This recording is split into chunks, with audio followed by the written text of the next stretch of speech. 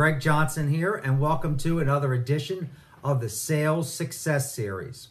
I have the opportunity today to introduce to you one of our senior account managers who resides in Georgetown, Texas, which is just outside of Austin, Texas. His name is Parker Thomas. Parker has been with Hibu for 9 years. In addition to that, he has accomplished 4 President's Clubs. And if that's not enough, Parker also was the winner of the National Sales Presentation Role Play Contest. So many of you may be aware of that. In addition to that, just to give you a little idea on Parker's numbers this year, he's rating 143% to objective on his new number of new. In addition to that, he's rating 163% to his overall dollars in new. So this is definitely someone we want to all listen to. So I presented Parker with the objection, that we all hear quite often. It's after we've had a great presentation, a meeting with a client, and we're ready to close it out, and then right in the end, boom, timeout. Client says, okay, everything's great, but I want to think about it. So I give you now Parker to give you his response to that. Howdy, Parker Thomas from Austin, Texas here. Greg asked me to talk a little bit about what I do when a client is comparing me to a couple of other competitors. This is actually an objection that I love to get because usually it means that they're going to make a buying decision and it's just me versus my competitors. So I get to, and at that point, the great thing here is that I'm in front of them, so I'm in the lead, I'm winning. But a couple things to think about as you get this objection of clients comparing you to competitors. Number one is, when you've got them in front of you, that's when you're in prime time, right? It's hard sometimes to get back in front of them. So the first thing I want to say is when you get this objection, make sure you close. Make sure you're trying to get the sale. Don't take this as an easy way for them to get out of it because they've got other appointments set up or whatever the case may be.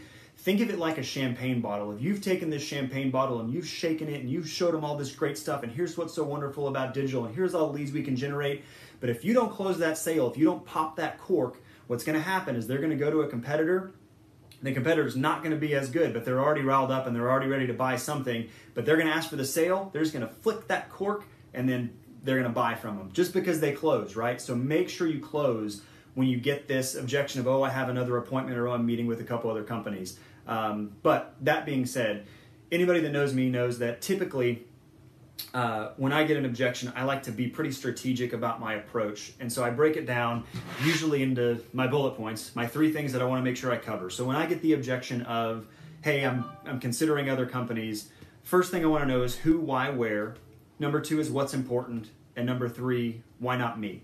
So who, why, where. Sometimes when we're dealing with talking about the competition, I think as salespeople, we get a little bit timid maybe to ask the tough questions about what the competitor's doing. But please remember that you've spent a lot of time prepping this account, you've spent a lot of time with the presentation, asking questions, you've driven to their office, all these different things. So think of it as though you've earned the right to ask these tough questions. So don't be afraid to ask, who are you considering, right? Who else are you considering? Because that'll tell us a lot. Are we really comparing apples to apples? And if you know your competition, a lot of times you know how to overcome, why we're better than they are right off the bat. Number 2 is why. I want to know, why did they decide to take a meeting, or why are they considering this other company? What initiated that? Because that sometimes will tell me a lot. And then where are they in the process, right? Have they already taken a meeting? Do they have a proposal? Are they meeting with them next week? All these things will set the table for what I'm going to do next, which is what's important, then I'm going to close them, but find out what's important.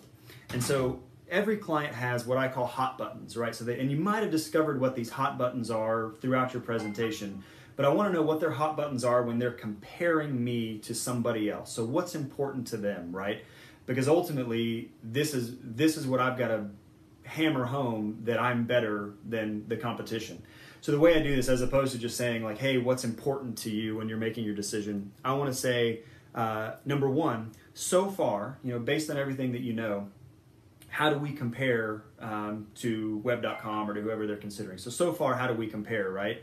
And then it's kind of an open-ended question that will allow them to give me some feedback on, how they're feeling. If I don't get what I want from that, I'll pin them down a little bit more, and I'll ask a question like, So as you're making your final decision, what are the 2 or 3 most important factors that you're going to consider?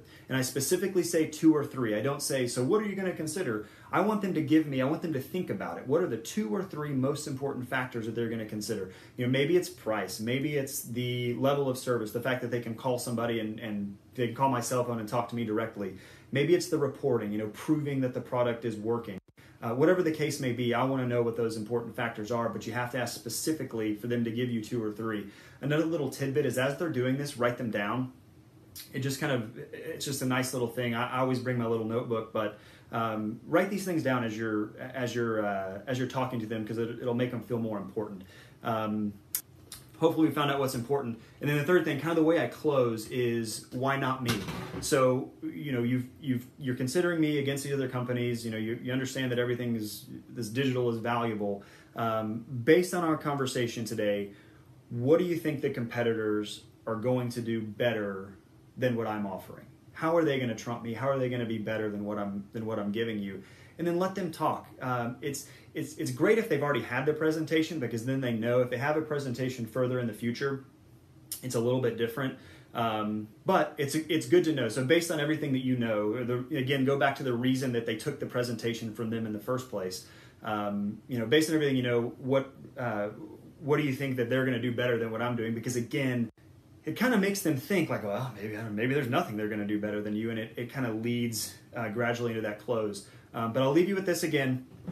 If you can't close them that day, make sure you're getting the highest level of commitment. So if it's not a yes and it's not a no, what's the highest level of commitment that you can get from them? And again, it's not, hey, your meeting, I'll call you later on. We'll see when you decide to meet with them, and I'll email you and we'll follow up. No, it's a very concrete course of action that where this sales process is going to go. So if they have a meeting in the future, okay, what day is that meeting? What time is that meeting? After that meeting, when do you plan to make your decision? If it's on Wednesday, can I follow up with you on Thursday morning? Can I come see you on Thursday morning? Even better, ultimately to make your final decision. But you want to pin them down. What's that highest level of commitment? Maybe it's a follow-up meeting. Hey, after you've met with them, do you mind if I come back and sit down with you and kind of go over what the differences might be? But again, set that highest level of commitment if you can't get the close that day. Thanks, and good.